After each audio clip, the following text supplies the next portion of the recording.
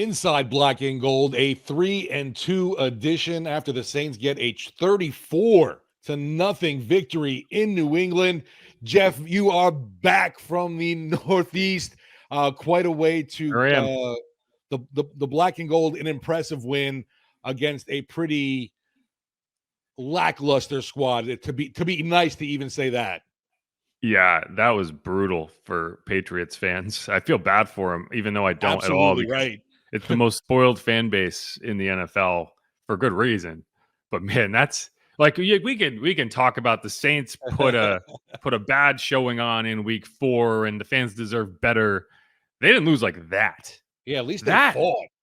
If that was anyone other than Bill Belichick, if the head coach was literally anyone other than arguably the best head coach of all time, I mean, he might get fired mid-season. Like he might still answer questions about his job, but like if that was Dennis Allen, if the Saints went out and lost back-to-back games by a combined score of 72-3, would Dennis Allen have a job? Would half the NFL coaching ranks have a job? No. Maybe Mike Tomlin. Mike Tomlin might be the only head coach that could survive it. But man, that was brutal. And Sean Payton's trying to test it right now, I guess.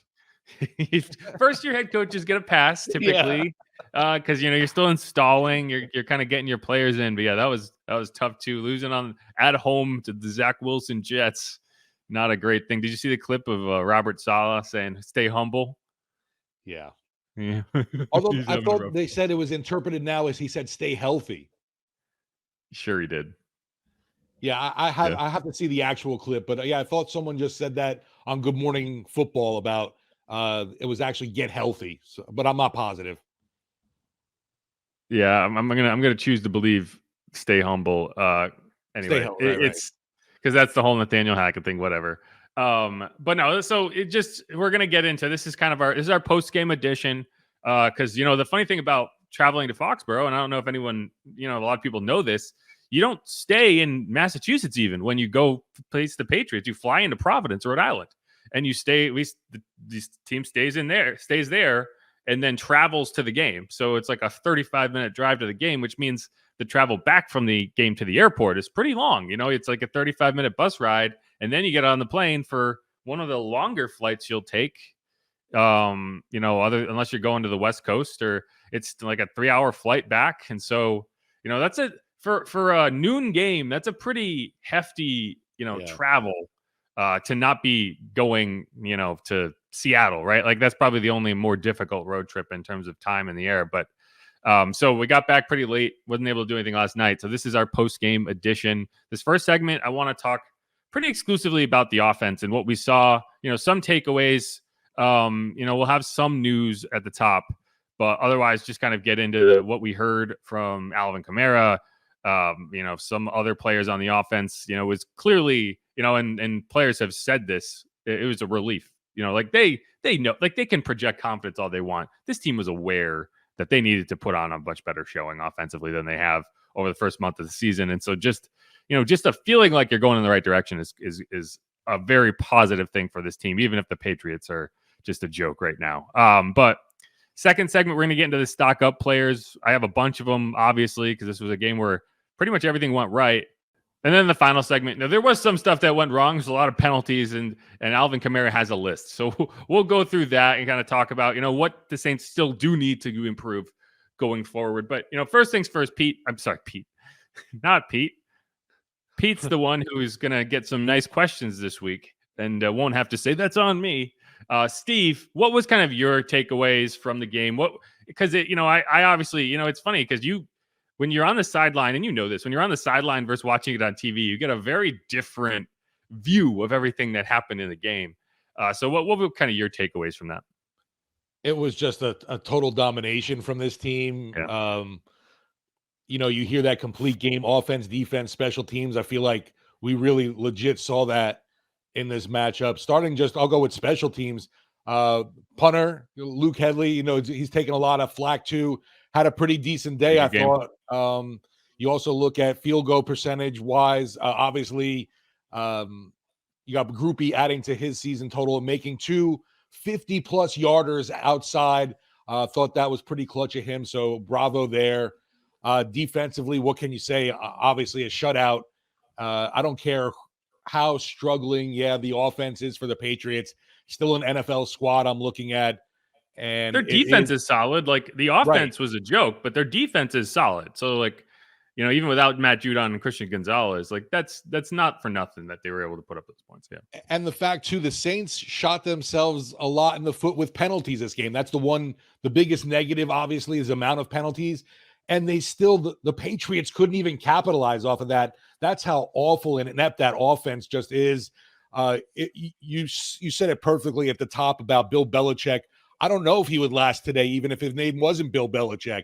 It was that awful. It looked like the quarterback completely tuned out. It even looked like the head coach in the third quarter didn't even give a rat's ass. Yeah, well, so the funny thing is you bring up the specialists. I think the Saints, there was 4 rookie specialists in that game. The Saints, 2 had really good days, right? Groupie made it from 52 and 54 in situations similar to, like, if you go back to that Packers game, and I was critical of this, they decided not to kick a 55-yard field goal up 17-0 in a situation where it's like, just show confidence in your kicker. Similar situation today. I think they were up 21-0, and they kicked a 54-yarder, and they made it. Now, it didn't have to be a 54-yarder because for some reason they took a delay game. Right.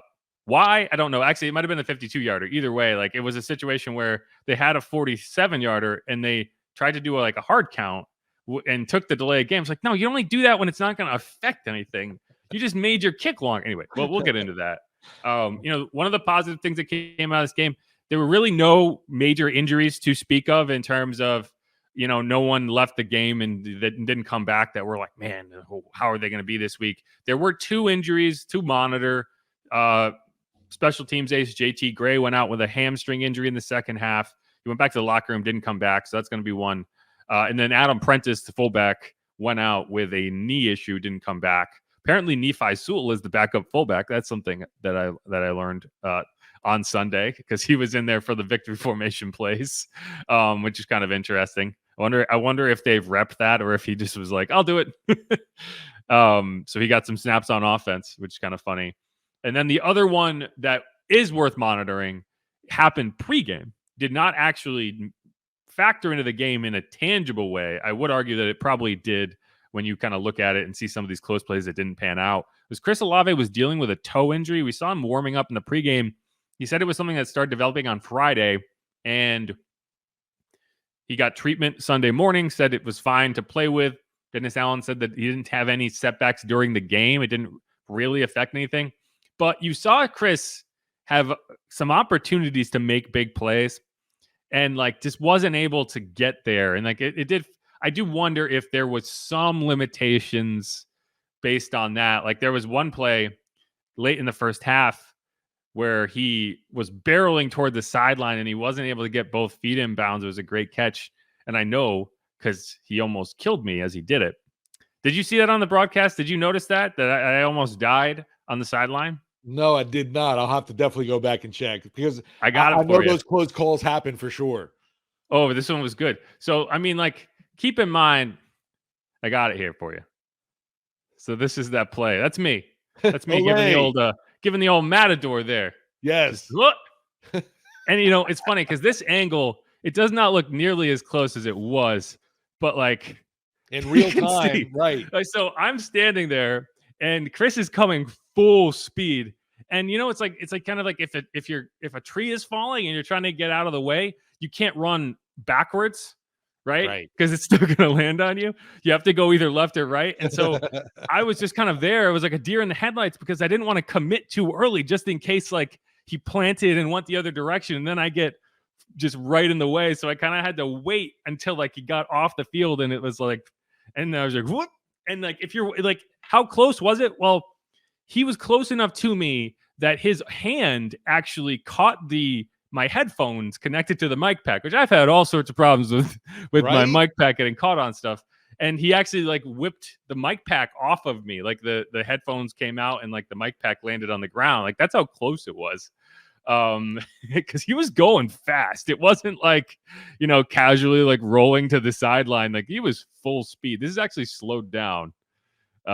Anyway, so, but yeah, that was a play that I think if he's not dealing with that toe injury. Maybe he's able to be a little bit more precise. Either way, I think that's going to be something to watch because we've seen toe injuries linger. You can play through something and still not have it be right. And hopefully that's not something that gets worse as he's playing through it so that he has to miss time. But that's one that I would expect to see him on the injury report this week. And that's just going to be something you have to keep an eye on. Well, thankfully, you're not taking him down because then the team's going to look at you. Oh, he's got a toe, and thanks to Jeff, a back issue now, too. No, trust me. If he ran into me, I would be the one. I mean, at that speed, full pads, he had his helmet down. He would have barreled into my chest. I would have probably been leaving on a stretcher. Anyway. I don't know what it is with those away stadiums, kicking nets, and now Chris Olave. Yeah, seriously. But it's funny because you kind of see the play and you don't know where it's going to end, but it was like you had a homing beacon. It was directly, right. And I was the only person standing there. I was actually kind of by myself. Anyway, so that's kind of funny. And a lot of people will say too, oh, you just go, get out the way one way or the other. You do almost freeze in the moment because you are thinking, which way is could he dart this way? Should I do that? And then then it's too late. Yeah, no, I almost didn't move in time. I was panicking, but I got out of the way. But that's why I had to kind of ole. I didn't. Right. But yeah, anyway, so that was something. But hopefully that's just something that they dealt with this week and he can get better. Because the thing to keep in mind is the Saints play they play 2 games over the next 10 days. This is going to be one of the more grueling stretches of their season, right? From this point until week 7. Because you have the Texans on Sunday, and then you turn around and you play the Jaguars at home at least, but it's still a quick turnaround. So, if you're dealing with something right now, getting through these next 2 games might be difficult. So that's going to be something to watch. Either way, let's kind of move on to, the offense as a whole. I've seen a few different takes on it in terms of, yay, this is great. We got if this was a relief. That's what James Hurst said, and he used the word relief multiple times in terms of the players will say something. They'll say the same things. They'll say the right words, and they'll project confidence. But at the end of the day, that they know that they had to be better. They can say all day long, "We're close, and they did. But until you do it, until you show it, it's really hard to believe it. And so I think more so than anything else, that's what I take out of this is. This offense needed to prove to itself that it could put up a performance that was acceptable. Not perfect. They weren't perfect. Derek Carr didn't have 200 yards passing, but they committed to the run. They generated first downs. They scored in the red zone. Now, the stats will say 3 of 4. It's 3 of 3. The last red zone trip was literally the final play of the game where they took a knee at the Patriots 20-yard line. So that doesn't count. They were 3 of 3 in the red zone, and if you can do that, if you can be efficient in the red zone and score touchdowns with this defense, you're going to win a lot of games. And so that's, to me, the bigger part of it is you kept the defense off balance. You moved the ball. You converted on 3rd down, 3rd and long even. Mike Thomas is healthy. He looks good. He's willing to take those hits. And, it's just that's a building block. Now, it wasn't perfect. There were some moments they got off to a slow start. There were drops. But, for Pete Carmichael, a guy who has taken, I would say, far more than his fair share of the criticism. There is a level of criticism that should be directed at Pete Carmichael for how this offense had performed over the first month of the season. He is getting a way more of it than is probably reasonable in terms of, he can't go on the field and complete passes. He needs to be better, but so do the players on the field. And so I think just from an all-around perspective, and Dennis Allen said this is the most complete game he's seen this team play in a long time. That was true. On offense, defense, special teams, everyone got the job done. Now the penalties are a different story, but I just think going forward, this team needed something like this, and they got it. Amen to that. And another huge positive to me was seeing the fact that Derek Carr obviously probably still hurting in that AC sprain, but it didn't look like it affected him like it did in the game against Tampa Bay, where you could tell he was kind of laboring and struggling. I didn't see that at all this game. In fact, there was that one sack that he took. He did hold on to the ball too long there too, but yes. He comes down on the shoulder and it didn't make him wince or anything and cause him any discomfort the rest of the game. So like I said, it was good to see him. Looks to be managing a lot better right now. Yeah, I don't think the shoulder is going to be a conversation much more beyond this point. Right. He might still be limited in practice this week, but the shoulder was not a factor in that game, and I don't expect it to be going forward. One thing that was a factor in that game, we talked about this, and this was a big, it's interesting, is, Alvin Kamara coming out of the game was talking about, it's a collaborative effort, this game in particular. And, he's out there talking to Joel Thomas, talking to Ronald Curry, the passing game coordinator, kind of giving Pete Carmichael a nudge, saying, like, we like this play in this situation. Let's run this.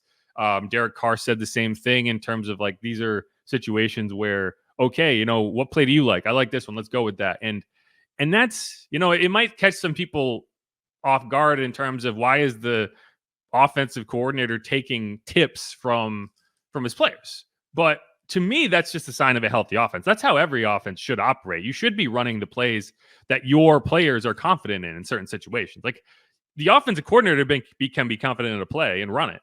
But if the players don't feel like what is the players' preference in that situation? What do they feel the most comfortable running?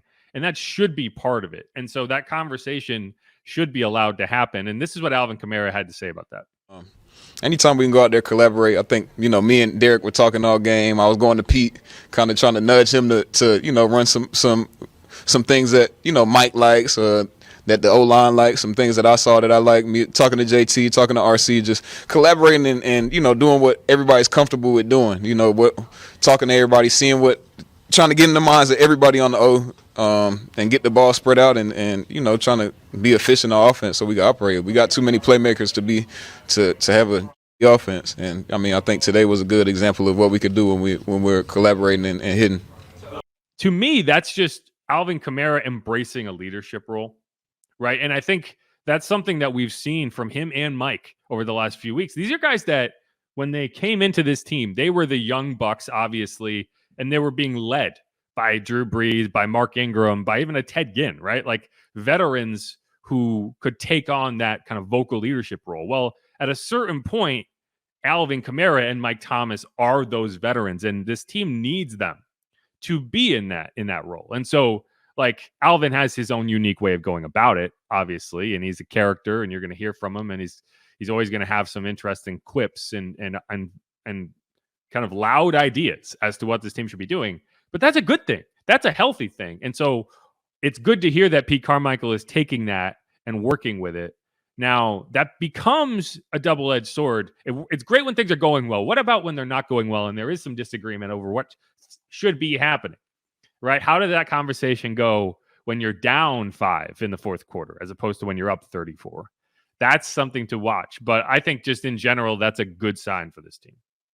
Yeah, and at least the Patriots defense is a lot better off than their offensive unit right now. That defense, I know they're down some people obviously there as well, missing some key folks, but seeing this team, one, being able to get that run game going was key, and it wasn't anything that was overly explosive, but at least I think you said too early, they stuck with it and were determined to get those ground yards. And yeah, you got to imagine how much that helped with the passing game. And we still, even though we had an offensive finally output in this matchup, getting into the end zone, 3 for 3 in the red zone, yippee-ki-yay, we still haven't even touched the surface. There's still so much more with the weapons involved that haven't been utilized. Yeah, and I mean, like, you could look at 34 and be like, okay, 10 of those points were directly from the defense, right? There was a turnover in the second half that they went -6 yards and kicked a field goal. Right. So it wasn't perfect. It was not perfect, but you don't need perfect. You just need positive. You need this team to be getting better. And Derek Carr kind of talked about that. Here's what he had to say about Pete and the offense. Different thought this week. There was no different feeling. We knew what we have in Pete, and we believe in him. And like I never lied to y'all. Like we think the world of Pete, and so I just know that I've been in tough times, and when you do go out and have a good day, it's always a relief. No matter it's always like, all right, let's at least get 7 days answering nice questions about some things, and so But that's this business, and he knows that. I know that playing quarterback. The head coaches always know that, right? They got to always answer questions, and so it is what it is. But our confidence never changed in Pete, for sure. That. And, it's like Derek Carr does know a thing or two about bad starts to the season. He started the season 0-10. I think he had another one who was 1-8. He had another one where he was like 2-7. So like when Derek says like, I'm not overreacting to a couple bad games, that's he has a frame of reference. Right. 2-2. This ain't nothing. Right. 3-2. Right? And I mean, realistically speaking, I think if I'm Derek Carr, I'm like, if I didn't get hurt and knocked out of that Packers game, we're 4-1. And I believe that because this game went very similarly to that Packers game. The only difference is Derek was there in the second half and he was able to keep things kind of calm down. And the defense, obviously, the Patriots never had a chance. Like the crowd cheered when Bailey Zappi came in. He's nothing to write home about either. I mean, they're both bad, Mac Jones and Bailey Zappi. That team is in shambles. But either way, to me, it's like, okay, this was a step in the right direction. And you saw Pete incorporate more motion in the first half. I think he had 14 snaps of motion in this game, which doesn't sound like a lot, but I think if you just kind of you cut the second half out and just looked at the first half when the offense mattered, there was a lot more motion, a lot more creativity. And I haven't got a chance to go through the film yet, but I will. But I know just in watching it live, you could tell they were doing a lot more things in the first half to keep the defense off balance. In the second half, you were just salting the clock away. You were up 4 scores by the start of the fourth quarter. Like, I mean, the fans were already leaving by that point. Like, it was just a matter of get out of here healthy. Don't do anything stupid. And so, like, but I think what you saw there is good. And, James Hurst, I thought, had a good take on it. And here it is.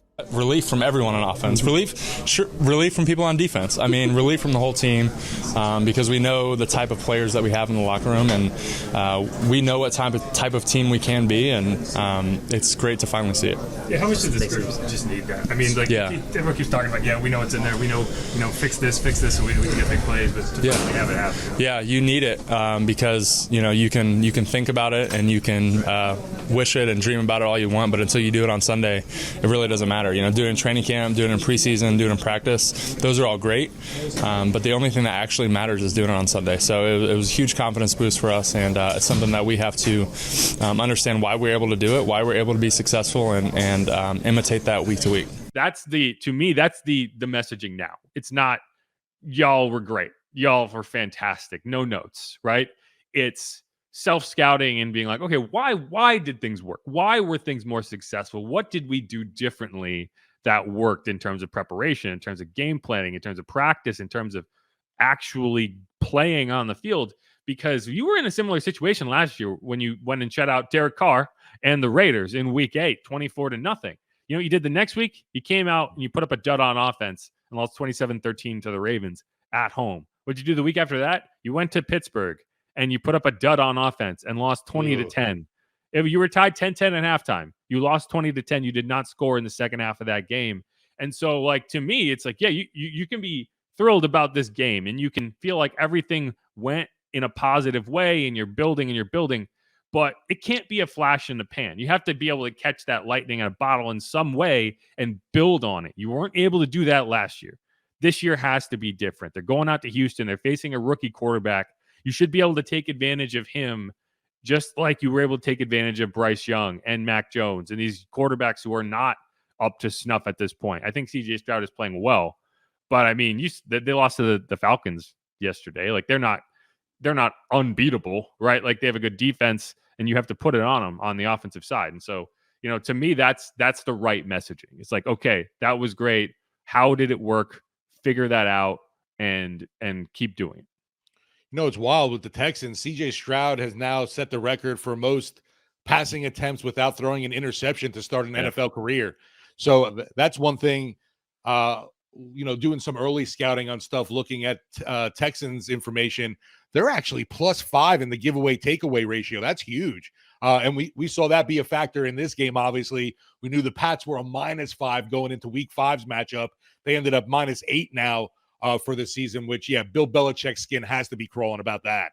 Yeah, when you turn the ball over, you just, I mean, especially a game like that when you were, they threw a pick 6. They didn't score in that game. They threw a pick six. They fumbled in their own territory and allowed points. So they lost that game before they even had a chance to lose it, right? Like before the Saints even got on the board, the Patriots offense gave up 7 points, and that was it. It was over because the Patriots weren't getting to 7. You know, it's like what the Saints did at the end of the first half against the Bucs. It was like, this is going to be a low-scoring game. That's the only way you're going to win it. And you spotted them 7? No. Yeah, now we need to see, like you're saying there, that consistency of excellence has to continue. There can't be a drop-off. Okay, great, we did it in one game against this struggling Patriot squad. Yeah, you got to turn around and do that. Go on the road again against a really tough Houston Texans team. And I don't think we maybe expected them to be as competitive as they are right now, but you can tell they're definitely playing hard for DeMeco Ryans over there, which is impressive. Yeah, no, and there's pride there, right? Yeah. They're not rolling over like the Patriots did. Like the Patriots rolled over. Right. Even like another team, I think, surprisingly this year, Arizona Cardinals, another one that are surprisingly a tough out. Yeah, I think they're playing hard for a first-year head coach, and there's belief there. And even though I don't think they have the talent they need right now, but again, like they're not going to roll over. They're going to force you to go there and win, not like the Patriots. Like the Patriots, by the end of the second quarter, that game was over. They were like, just run the clock, get us out of here. The fans were saying the same thing, and so yeah, that there's always a difference. But I do think that the Saints should go out there and win that game, and it's an important game because you're going to have a really hard time turning around and beating the Jags on Thursday. So. The Jags who just beat the Bills, although, you know, maybe you're catching a slight break because they might still be jet lagged by that game. I don't know, because they've been out in London for 2 whole weeks. It's going to take a little while for them to adjust. But either way, I'm just very happy that we were able to talk about a win. And, you know, the next time you want to sit there and complain about the Saints offense, just remember the Patriots exist. For true. I mean, yeah, you're like, wow, things aren't at least that bad. Yeah, it can be worse. And the Saints don't, I mean, like you can argue like the Saints have Dennis Allen, and it's like, if this was Sean Payton, we'd be having these same conversations. So I don't know. It's a whole thing. But let's wrap that segment up. We're going to come back and we're going to look at some stock up players. You know, we talked about a handful of them already, but we'll get into it. I want to hear if I got an exclusive interview with Kendre Miller. We'll listen to that, and then we'll dive into, you know, what went right, what went wrong, all that sort of thing. Saints 3-2. This is Inside Black and Gold. I'm Jeff Nowak. He's Steve Geller. Stick around.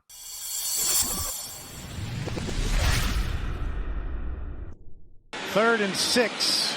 Empty backfield for Mac Jones, but now brings Stevenson to his left and trying to move a few people around. Takes the snap out of the shotgun. Saints bring 4, and Carl grabs it. The ball's picked off. That's Tyrann Mathieu. 15, 10. He will walk into the end zone. Pick 6 for the Saints. That's how you do it. Don't wait on your offense. Let the defense do it. That is the 3rd pick 6 for Mac Jones, and this is week 5. You heard those boos. Oh, yeah.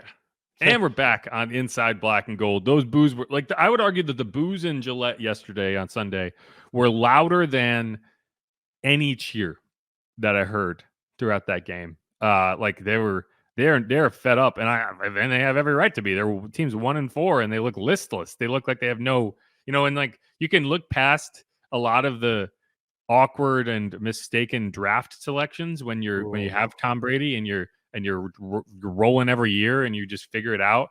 You know, that Bill Belichick hasn't drafted well in a while, and you've missed on a lot of draft picks, and you've made some off the wall selections. The Saints were in a similar boat with Sean Payton. Like when they're winning, you got Drew Brees and you get everything figured out, you can look past some of these weird draft picks, right?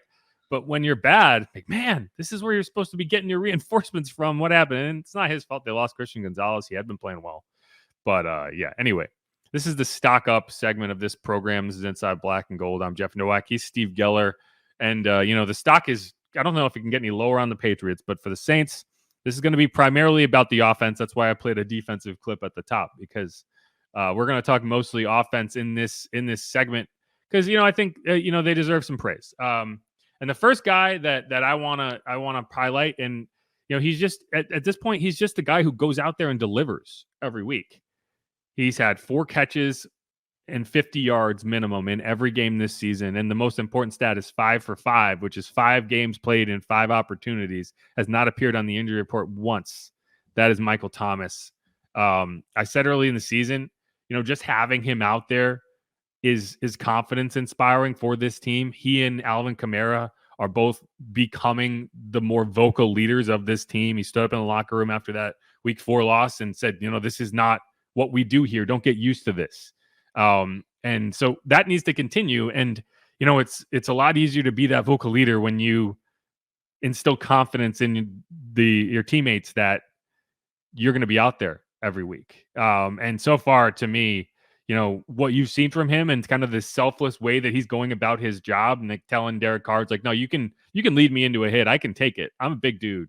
Like, like that hit he took over the middle where he just got up and just jogged to the sideline. He was hurting. You knew he was hurting after that hit, but he caught the ball, got the first down, got to the sideline, then kind of ducked and, hit behind people. But, that's the type of stuff that you can't replicate that. That is just lead by example, good play, good football. And this team is only going to get better and better as he and Derek Carr develop that chemistry. Yeah, with Mike T, you mentioned on that play, I was kind of wincing and going, oh, please be all right. Please, all right. And yeah, he was able to absorb that and still be okay in the game. But yeah, anything with Mike, you're worried about any kind of setback he might have after the injury history. But knock on wood, everything has been going, I think, as planned this season. Obviously, you want to see him get into the end zone, but a consistent presence every single game. You mentioned, 4 or 5 catches at least in every game for 50 yards? He's got his floor so far has been 4 catches, 50 yards. Okay. And every game he's had at least 4 catches and at least 50 yards receiving. Now, he hasn't had a huge game yet. I keep waiting for that kind of 10 catch, 120 yard breakout where he gets in the end zone and he's unguardable. You've seen flashes of it. But I think it's going to take Chris Olave. I think you need a game where Chris Olave, breaks a couple plays and they have to adjust and he's able to just feast over the middle of the field.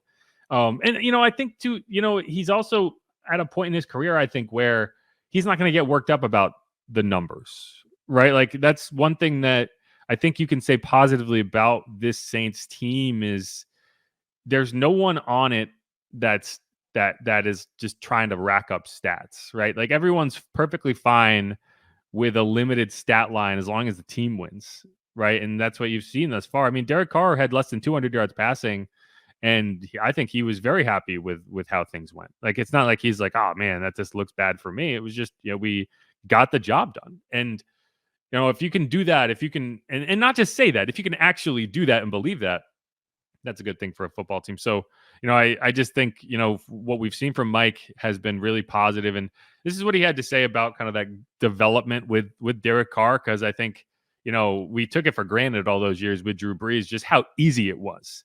But it's like, that's not something that just showed up. Like, that was reps and that was time spent on task. And this is what he had to say. Yeah, I mean, that's it should always be pitch and catch between me and him. I hate to say, but when I was with Drew, that's all we did.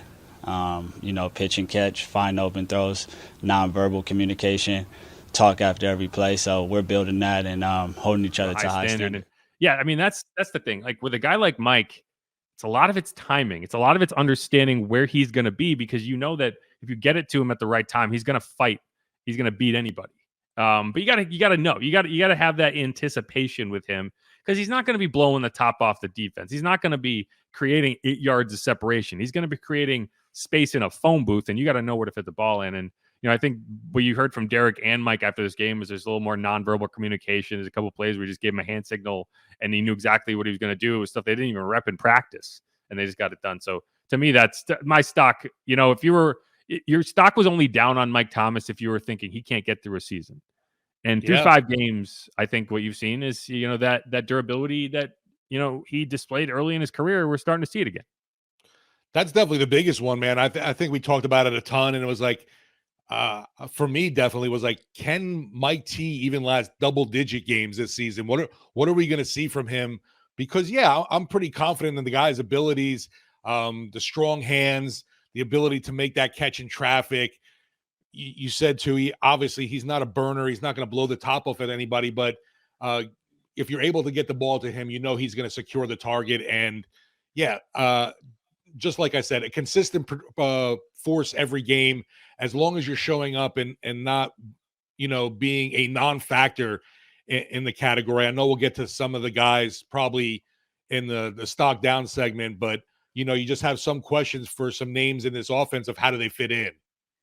Yeah, and I agree with that. And so we can move on from there. The next guy that is in my stock up category is Kendre Miller. And I was able to catch up with Kendre after the game, and so here's that interview. How you doing? I'm doing good. How do you think today went? Should I feel like we came out and, did our job? Everybody just, stayed patient, even though we done lost the past two. And, finally came out and did our job, and everybody just was on the same page today. Yeah, we kept hearing all week, it seems close where just the small things, you got to clean stuff up. Is this kind of the performance you felt like was in there? Yeah, most definitely. I feel like this is the team we are. I seen our training camp, the type of team we were. So, just to come out here and to dominate, that's the type of team I feel like we are. So, I feel like we can dominate any opponent. We just go out there and practice every week like, it's week one. Gotcha. And, obviously it was just you and Alvin active today. Obviously Taysom has a role there too. But does that, kind of to you, just that confidence that they have in you to be kind of that RB2? All week after last week, I was kind of, rotating in third, and, this week they told me that, I'm going to get more carries. I think it most definitely shows the confidence because, they tell me all the time, they didn't draft me for no reason. So, obviously they feel like I can come in here and make an impact. So, I just, appreciate them for the confidence in me. The other thing that stood out to me was, the screen game. We got a couple of those going. I feel like that's the part of the offense that has not necessarily been huge to this point. How do you kind of feel that works for you in the screen game? Yeah, so it really just takes, one play, one person to make a play to make that mark and then just set the tone for the rest of the team. As far as, the screen game, you get one screen going and, teams will start playing them more. The blocks were, perfect on it. We just got to keep running it. One of them going to pop for a touchdown. Gotcha. And just last question, there's been some questions about play calling and, creativity and just establishing the run and imposing your will. How do you think that all went today? It felt like the offense as a whole really kind of got on a roll, especially in that second. Yeah, most definitely. You running the ball, it opens up everything. I feel like, Pete, he told us we were going to come out and run the ball today, and, we ran the ball well, and, that opened up opportunities for everybody else, and, everybody got love today. So, it was just fun to be able to out there and play with everybody. Gotcha, man. Appreciate it. Congrats on the win, man. Appreciate it. Yeah, and I think, to me, it's like when you make that decision to waive Tony Jones and go into this game with just Alvin and Kendre, that's a sign of like major confidence and trust in a guy who's only, they're in week 5, but he missed the first 2 games. So this is his 3rd career game. And you're not only giving him a role, you're saying, no, you're the guy. If Alvin went down with an injury, God forbid, he would have been the lead running back. And Taysom Hill's obviously in that conversation as well. But, he caught passes. He caught a screen. That check down that he caught for 33 yards, that's just him being aware and getting to the right spot where he's supposed to be, making a nice hands catch. It wasn't a perfect throw. He went and got it. And then he made a guy miss downfield, and suddenly you're in business. And that type of off-schedule playmaking is just something we haven't seen through the first 4 weeks. So to me, that was one of the more encouraging plays. And it was just a check down. It was just the offense working. And so to have him in there and to be able to trust him in those situations, and Derek Carr talked about it, like he's just a very mature veteran or a very mature player for a rookie. And like he's in the huddle.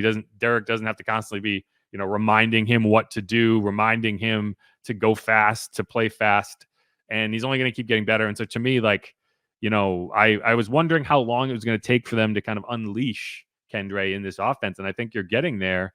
And, it's on the same general timeline as when you had Alvin in his rookie season and you had Mark as kind of that bell cow and you were just trying to, test the limits of what you can do with Alvin. And I think you're in that same area with Kendre right now. And it's really nice to have a guy you trust, a young player that benefits from reps that you can put in the fourth quarter of, especially a game like that, and just get him 12 carries. It was a career high carries, career high rushing yard, career high catches, career high receiving yards. So to me, that was just a great day for him. Yeah, definitely what stood out, the rushing numbers, you're like, oh, okay, whatever. And then you see 4 targets, 4 receptions, and I was like, oh, hello there. 50-something yards, yeah. Yeah, something that, everyone talked about. He really wasn't asked to do that at TCU, but he does have that ability as well. We saw that on display definitely in this game. And I love the fact that he is getting these reps right now. Obviously, a guy like Jamal Williams is still on IR, and it might be one of those blessings, I guess you could say at this point, that he's able to absorb more of those reps instead of having to share that split time with Jamal. And yeah, like you said too, ton of confidence for them to be able to say, sorry, Tony, we appreciate what you've done, but we're going to let you go and, lean on the rookie more. And yeah, I'm all about it because I want to see more of what Kendre Miller to do. Was one of those draft picks was excited about because of that big breakaway ability that he definitely has. Yeah, and I mean, I wouldn't be surprised if I think you're going to keep Tony around, either if it's on the practice squad or you do bring him back to the active roster, just if the numbers make more sense this week. You had to make stuff work at safety. You called up Daniel Sorensen and Jonathan Abram. Jonathan Abram had a really nice stop on Mike Gesicki that forced that field goal that missed. So like he's like these guys coming up off the practice squad making plays, so it's not over for him, right? He's still going to be a part of this team. And it is going to be interesting. Jamal Williams, I think the earliest he can get back. So he went on IR before week 3. So 3, 4, 5, 6 weeks. The earliest he can get back is week 7. After the Jags and who game? knows? I'm sorry. After the Jags game, right? Yes. Okay. Yes. And who knows if he's going to be ready to come back. I don't know how significant his hamstring injury is. But either way, eventually a hamstring injury isn't something that you expect to keep you out the rest of the year. Like at a certain point, you're going to want to bring him back from injured reserve. And, it's going to be interesting to see how they navigate that. But for at least 2 more games, Kendre is going to be getting a heavy workload. So it's good to see that that's not going to be, it would be really disappointing if he went out there and he made a bunch of dumb rookie errors. He fumbled, he dropped a pass, that sort of thing. Like, is he perfect all the time? No, but we haven't seen anything that makes you question whether you can trust him, right? And so that, to me, that's why your stock goes up as a rookie player. Well, why isn't he performing like Achane? Achane? Yeah, that's a good question. I don't know. It's just unbelievable. Obviously, the Dolphins are stocked with weaponry. It's ridiculous. Although they did lose to the Bills by 28. So yeah. And anything can happen, man. Anything can happen. Going down the rest, these are all kind of honorable mentions, but obviously Alvin, it's funny because a 97-yard day with a touchdown, it's like, okay, that's the minimum, right? That's what you should get. But he did pass Marcus Colston's franchise record, so he ends up on this list for that alone. And it's funny. I don't think Alvin really, he cares about it, but I think everyone else cares about it more than he does. He's just, I loved what he said post game. He's like, I was more happy that my teammates were so joyous for me. And I was like, I respect that, obviously. Yeah. And I mean, it's funny because, you go back and it's like, this should have been done a long time ago, right? Like, yeah, I think he got his 71st touchdown against the Raiders in week 8. He didn't get another touchdown against until the Browns game. I think that was week 15 or 16. And then, so now we're 5 weeks into 2023 and he's finally getting that touchdown. So if I'm Alvin, I'm like, man, I need to be getting in the end zone more. Like, I'm kind of disappointed that it took this long. Right. Long time coming. Yeah. And that I forced Marcus to have to watch all of these terrible football games just so he could be ready to send out that tweet. Anyway, I'm sure Marcus will be watching either way, but so Kamara's on there and, just the consistency. He's willing to run between the tackles and he's good at it. And so, I don't think you want to hammer him between the tackles 20 times a game, but you can. And I think being willing to do it is important because you don't want it to be kind of a tell that when he's on the field, you're not running between the tackles. So I think that's something, but either way, I just love the way Alvin has approached the last few weeks. Yeah. And I was actually surprised in the end of the game. When you look at the stats, I thought the Saints as a whole would have had more yards per carry, but I guess it was just more of them sticking with the run that, stuck in my head. But I thought they were at least more productive this game, obviously, than they had been in the past on the ground. Well, the annoying thing is the kneel downs count as rush attempts. So that goes down as 3 attempts for -4 yards. So if you cut that out and you cut the scrambles out, I think that the yards per attempt goes up a little bit. Right. You're close to 4. Like you're not perfect, but they also knew you were going to run. Like you were running against a front that was trying to stop you from running, and you were still picking up yardage. So, I think just the offensive line imposed its will today, and so to me that was a positive sign. Yeah. And I think we saw more of that, the moves that we usually see from Alvin. He was a little more elusive, and you were kind of like, oh, you saw those glimpses of, oh, there's that guy again. I think he was shaking the rust off a bit in week 4, and you're starting to see him get back more to that. He had one play where he basically kind of like went to the sideline and then was like, nope, and then broke back in field and got like 8 more yards as like 6 people failed to tackle him. I was like, yeah, that's Alvin. Right. That's the guy I remember. Never looks like he's ever been off balance in his entire life. Okay, next guy, Jordan Howden, rookie safety, played with a club on his left hand. Not really a club, but it was like his 2 fingers were like frozen. And it's like he was pointing, like he was doing permanent finger guns. And I think for a rookie, I haven't seen him get exposed once. He's taken some rough angles at points. He hasn't gotten his hands on some balls that maybe he could have. He had 2 passes defensed in this game. I think, you obviously didn't want to have to be without Marcus May for 3 games, but, down the stretch of this season, the balance of this season as you go forward, and you have to bake in accountability for injuries. And, if Marcus goes down or Tyron goes down and you have a guy you trust, the rookie is only going to get better and better. These reps are going to be super valuable for him. And so I was glad to see him get back out there even with the finger kind of messing with him. And I think he's been really solid. Yeah, definitely an impressive addition in this year's draft class. And, I'm thinking about that now. What the heck are they going to do with Marcus May coming back now? Well, I mean, he's going to start. He's going to get back in there. They were really good when he was there. It's not like, sure, right. It's not like they've, I think that's, he's a bit more of a playmaker. I think he's going to take more chances than Jordan. He's going to play a little safer as a rookie. And there's points like if you leave him out there enough, he's going to get exposed. Like eventually, just because it's just inevitable, and that could happen to Marcus too. But he's going to get. I think he's going to kind of shift back into his dime package role. He's going to be more involved in special teams, and you just have a guy that you trust, and you can give reps where you need them. Guys get hurt in this league, and it's one of the things that's been annoying me over the past couple of years is you haven't had that. You haven't really had a young safety. It's been like, okay, the starters are good, but what happens when you lose one? Right. Daniel Sorensen's in. I don't know. So it's good to see them just have a rookie young player that they can develop at that position behind a guy like Tyrann Mathieu and Marcus May. No, man, we've talked about a lot. The depth of this secondary, mighty impressive for sure.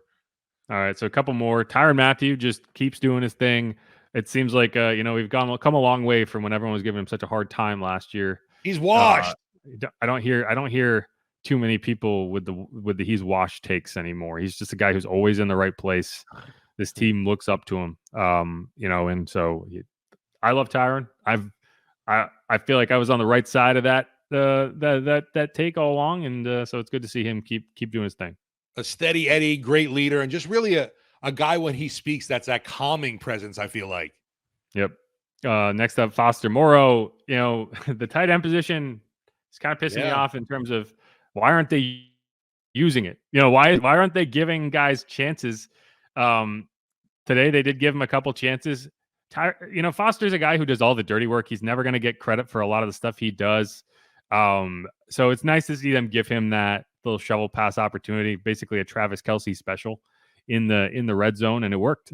And now that's on tape. And so just being able to execute plays like that, I think is very helpful for an offense just in general, because it now forces defenses to account for stuff that, the simpler your offense seems, the easier it is to defend. And so like now that you have on tape this little shovel pass trick play that gets into the end zone, now teams have to be alert for that. And maybe it opens up some stuff down the line. So it's just, good for him. This October is a big month for him, the whole crucial catch thing. And, he's taken a big role in that. So it's, I think it's that touchdown was important to him. I talked to him after the game. And so it's good to see him. Obviously, guy everyone roots for is a local kid. So first touchdown in the Saints uniform. That's a meaningful one. He said he forgot to keep the ball. Oh no. He just lost. He just completely forgot because it's not like it's his first touchdown. Yeah. But yeah. Definitely great to see Foster back in the mix. Love hearing the guy talk. I feel like he's one of those that you meet and can become instantly best friends with. He's very easy to talk to. Easygoing dude. And just, man, you mentioned the tight end position. I've been getting a ton of heat from my out of town buddies, fantasy football, recommending Juwan Johnson. They're like, where the heck is he? That's a great question. I know he's dealing with injury right now, and hopefully he can get back in this mix. Yeah, he got that calf injury. I asked Derek Carr about it. I asked him point blank. I was like, why hasn't the tight end position been more heavily utilized? And he kind of brushed it off. He was like, this is just how games have been going. And it's funny because he makes a good point. It's like when he was with the Raiders, everyone was like, well, why are you throwing to Darren Waller 200 times and not the wide receivers? So, in that sense, like he's got a point. It's like there's always one position where you're like, well, why aren't you throwing to that guy? Right. That said, I do think that there should be a bit more investment in getting tight ends opportunities. And so hopefully, not having Juwan obviously limits that, but I also told people to draft Juwan Johnson. So it's not my best fantasy take out there. Right, exactly. It was like, oh, he's a stud in training camp. He's so many targets. He was. All right. Two more, and we'll go for first off, Derek Carr. I think he's not going to get a ton of credit for his day, and his numbers aren't going to jump off the page. But I think he did exactly what you need him to do. And, he didn't try to do too much. He didn't make any dangerous throws. You just ran the offense well, executed in the red zone. If you got that Derek Carr every day, you're winning double-digit games and you're making the playoffs. Yeah, for sure. So I like that. And then the last one, Blake Grupe, as you mentioned, those 2 kicks from 50 yards. I asked Dennis Allen after the game, like, what's the confidence level in Blake right now? Is it very high? If your confidence level in him was so high all along, why didn't you attempt that 54 or 55 yarder against the Bucs? Against the Packers. And to me, that's the difference, right? Like today, you were in a similar position. You were up 21-0 and you attempted that 54 yarder in the third quarter. And it's like against the Packers, you decided to punt. So, that was a decision I was very critical of. And I'm glad that they, as a coaching staff, have come to terms with the fact that you got to give him chances. And he's very good from 50 plus. I think he's actually better from 50 plus than he is from 40 to 49, just generally speaking. And so, like that was cool. And then the second one, like I said, it should have been a 47 yarder and they took a delay game for no reason. Either way, good for him. He missed the game winner, or the go ahead, I should say, against the Packers. And there's, you'll give him credit, you'll give him grief for that, but he's perfect. Otherwise, I think he's 11 for 12. There are no second guesses going on in that locker room about whether they kept the right guy.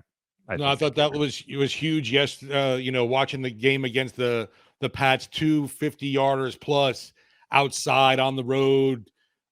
Sure, it wasn't, I guess you could say, clutch scenarios, but it was still big time makes for him, for sure. And there was a decent amount of wind, and it was blowing sideline to sideline. Which makes it a little more complicated because you do have to play it. Like if it's blowing end to end, it can affect it.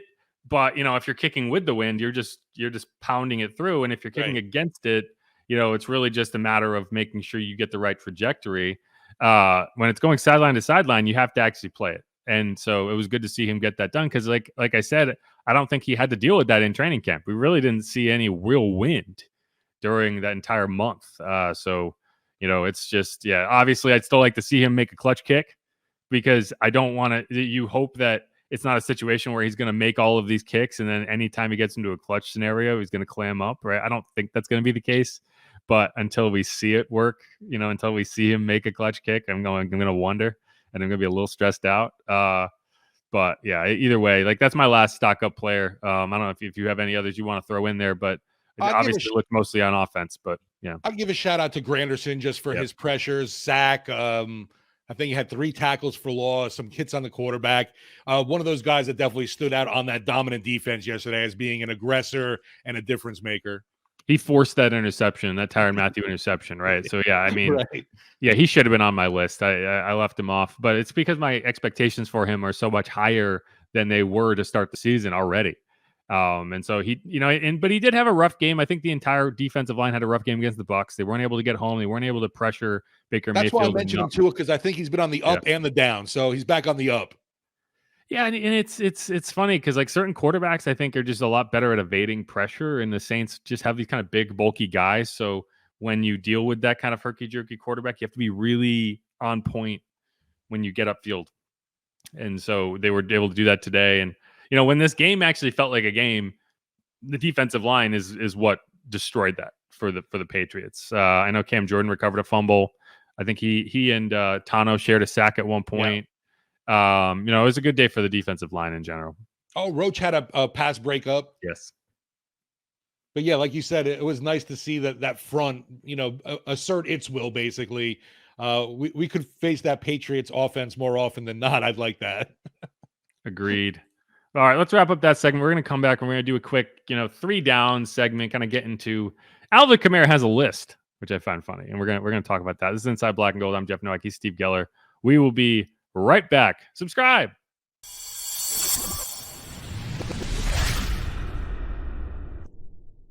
I just want to address, because I was just thinking about it. Tyrann Mathieu owes me a pick. I think Cam owed me like a sack or 2. Mike owed me a catch. So I'm going to put Mike and Derek in the same bracket. I don't know what it was, the throw or the catch. Mike owed me a catch. Chris owed me a catch because I seen him make them catches before on that sideline. What else? I'm going to just blame something on DA just because. Pete was good today. I think it was good to see Pete out there having fun. It was like he took a deep breath and just exhaled. It was collaborative though, I think anytime we can go out there, execute. We still had some penalties. Foster owed me one. C's I think owed me one. Shaheed owed me one. I'm just recalling everything that hindered us from being having the score go even higher. Shaheed went offsides. Foster went offsides. So owe me as in don't do that.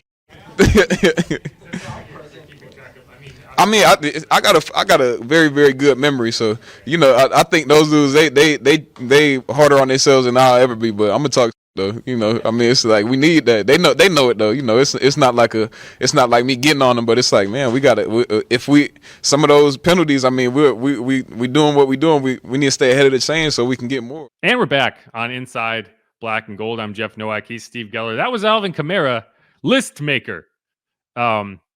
It doesn't sound like he has a spreadsheet, but it's all up here. He's keeping them in his head, and yeah, and I believe him when he says that he's got a good memory and he's gonna keep those because he named basically all of the penalties. Like he knows, like he called out a lot of these guys, and I do think that's funny. And again, you talk about leadership, keeping players accountable. He's as much as he's joking, I think he's trying to say it in kind of a joking way. They won a game, so he's in a good mood, and right. But like I think there is more to it than just like kind of joking around. Like I think there's a kernel of honesty there in that he's not going to allow people to just make mistakes and not get called out on it. He's going to be that guy who says, no, we can't be doing that. And he's like, I have mistakes that I have to clean up. Derek has mistakes that he has to clean up.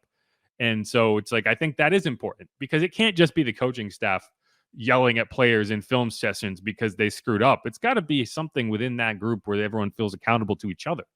And so I think that's really what he was like. I think Alvin, I know Alvin's a very smart person. And I think that when he says stuff like that, there is kind of this underlying messaging going on, even when it's like this jokey thing. And so to me, that's really interesting insight into the locker room. He really is almost like another coach as that motivator of, yeah, I'm not really calling you out, but it is kind of poking you to be like, hey, and I know, so let's get this shit together and get it right. Yeah, they play for each other, right? Like right. You're not just playing a game, you're playing for the guy next to you, and that's part of it, and so that's good to hear. But this is that there's a theme here, and so we're gonna get into the 3 down segment.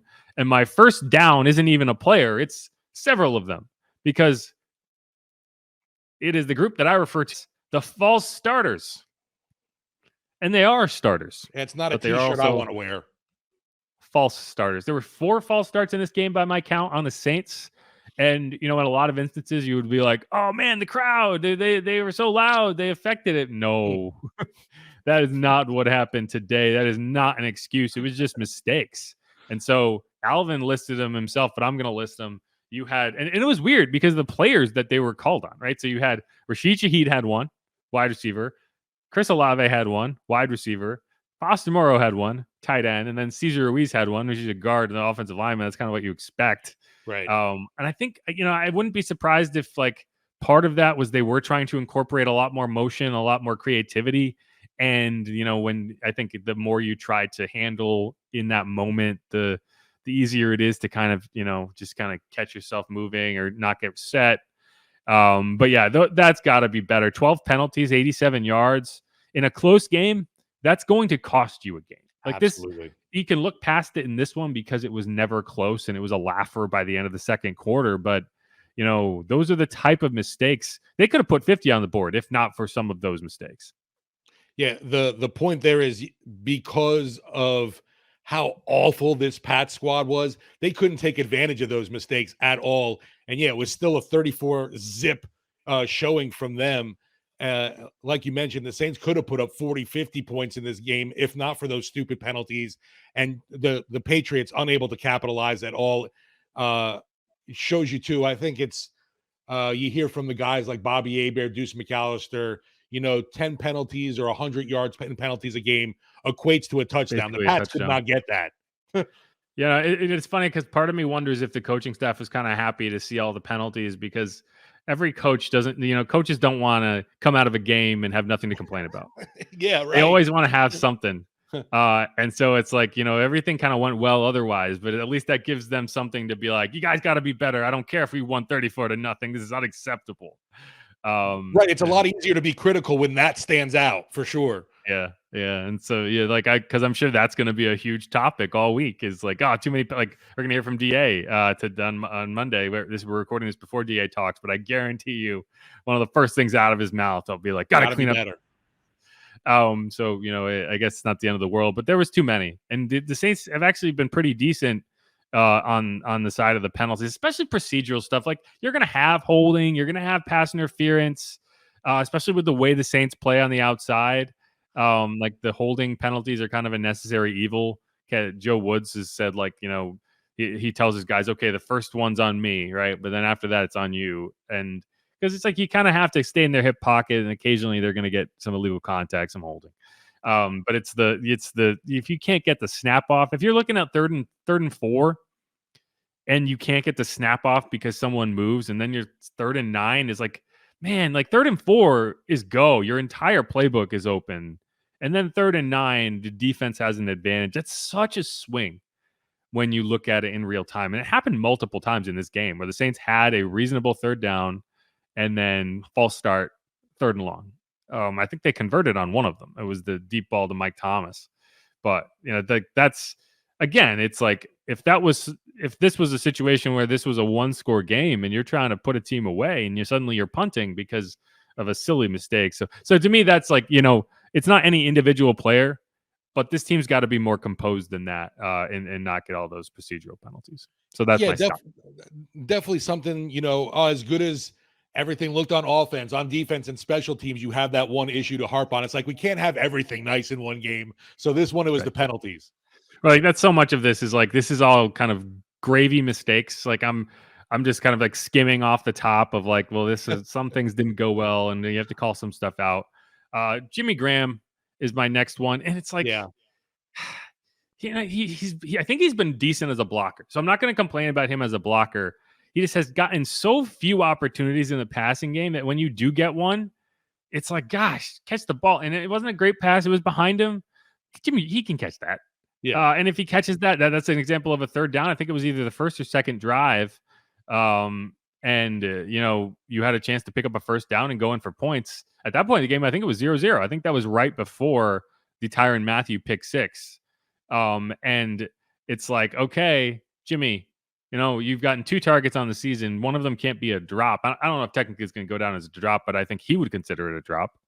It's like, if you're not going to be involved in the offense that much and you're going to not make the plays when you get the opportunity, and in fairness, he did catch that touchdown against the Packers on his only other target. I don't know what, it's like when Juwan gets back, what is his role? Like, I think at a certain point you have to start looking at the numbers and being like, do we really need that extra tight end? Is it really benefiting us? Or would we benefit from having an extra offensive lineman? Or would we benefit from having an extra safety that, or a third running back, right? Like, wouldn't you rather have a third running back than a third tight end on a game day when one guy goes down and suddenly you have one back available? Like, that's not how you want it to go. So I don't know. I think, there's going to be a point this season where, the victory lap is only that. And it's like, you kind of just gotta face the music and be like, this isn't working.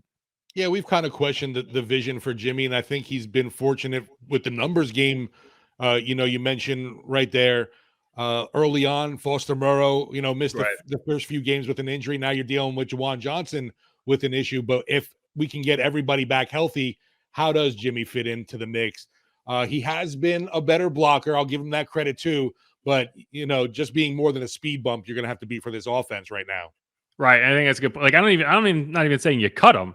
I'm just saying, like, if you're back to, like you said, they were without Foster for a couple games. They've been without Juwan the last couple games. And if those guys are both healthy, I foresee a situation where Jimmy Graham is an inactive player on game day. Because it's like, well, right. If we're going to just have a guy in there to block, why not have an extra H back, right? Like, why not? I don't know. It's something that they're going to have to figure out. But because you're getting May back, you're getting Haener back, so the numbers game is going to be a little bit more complicated. Not so much for Haener, but because he's going to be inactive unless there's some injuries. Either way, I think that's going to be something. But I don't need to hammer Jimmy too much on a game where everything else went well, right? The one other player that I'm going to criticize here, and it's only because I'm worried he's going to give Darren Rizzi an aneurysm, is Alontae Taylor, and specifically special teams version of Alontae Taylor. Because there was two punt returns in this game. One of them, I don't know what happened. Some wires got crossed. He didn't get on the field. They played a punt return with 10 players because Alontae Taylor was not on the field, and Darren Rizzi lit into him. He was pissed. And I think like DA had to play like good cop and be like, And so it's like, you can't do that. I mean, you got to be better than that. And like, it's funny because I'm going to critique his special teams play, but he's the starting slot corner. So it's like nothing you do on special teams is going to impact your standing as a member of the defense. And I thought he had a solid day. But then there was another punt return later in the game. Rashichi caught it around the 8, had a 16-yard return, set you up in very reasonable field position, got called for a hold. So that wipes out the return and makes that drive start at the 5. And again, it's like we can look past that in a 34-0 game. In a close game, that's a huge difference. And so, like, you can't have those silly mistakes. And again, it's like I'm reaching here. I'm reaching for stuff to complain about. But that's one of them. Like, you can't make multiple errors on special teams because you're going to lose. You're going to get some angry coaches in your ear pretty quickly if you keep that up. That's a great point with the special teams right there. I didn't even know that Alontae missed getting onto the field. I only know that because of Deuce, because Deuce pays attention to that stuff better than anybody, and so he called it out on the broadcast. And then I did see on the sideline that there was some griping going on. But it didn't really affect anything. Like, I think the punt went out of bounds, but it's just like those types of silly mistakes. You gotta, it's like Alontae's dealing with a lot. I almost think at a certain point, it's like, is it reasonable to ask him to do special teams as well? They're like, you don't typically see your starting defensive backs, and I consider the slot corner position to be a starting position. All due respect to base personnel, it barely exists. And so you typically don't see your starting defensive players on special teams. But he's good. He's supposed to be good at it. It's supposed to be an asset. So I think he'll be better, but it's just, like I said, I'm reaching. Then that's just something that, he's got to improve. No, that was definitely something on draft day. And, that was actually one of the knocks when people were like, why are the Saints drafting this special teamer in the second round? Right. Yeah. Oh, but that's it. That's I'm yawning here. That's it. That's my list. Jet lag from New England. No, actually, I didn't. I'm very much awake because we did not leave time zones. Actually, we did leave a time zone. Yeah. But we got it back. We got the hour back. So it's like the opposite. Like you don't get jet lagged when you get the hour back. But either way, I think the Saints team should feel like it's in a good position. You got to go out to Houston. You got to win a game. I think if you're 5-2 going into that Thursday night game against the Jags, you're feeling really good. If you are, if you're 4-2 going into that game against the Jags, you're feeling really good. If you're 3-3 and you that's a game to stay over 500, then it becomes really dicey as you kind of look at the balance of this season. And I think I said in the last episode or 2 episodes ago, I think for this Saints team to get to double-digit wins, you got to take advantage of the rookies on your schedule.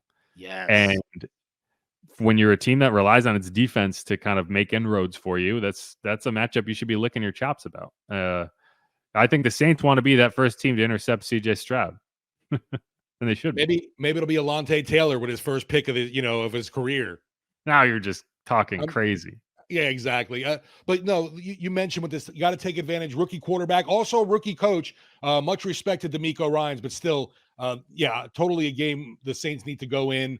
And we can't fall into this damn pattern this season, Jeff, of win one, lose one kind of shit. We got to start stringing some of these wins together, especially right now when you look at the schedule.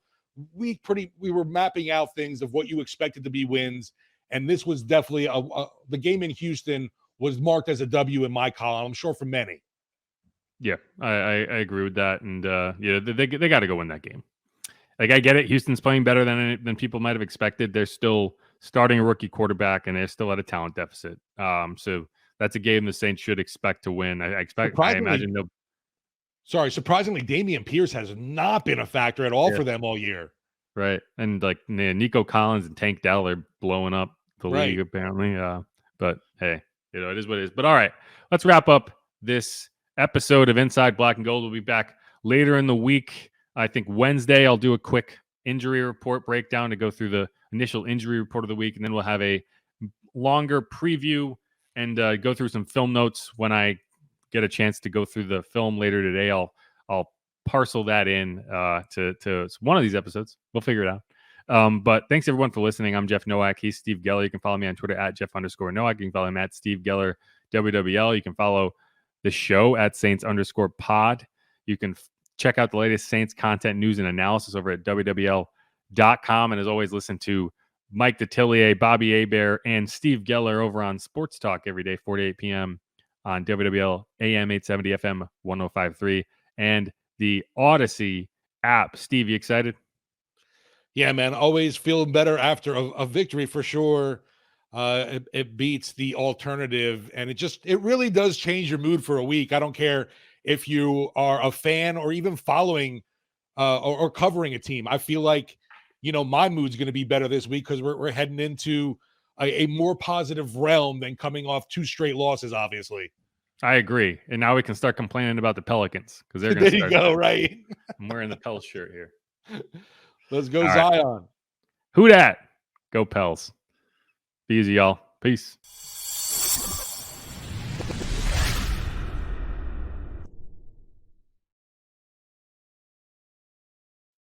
Good stuff. Dear Lord, I don't know why. You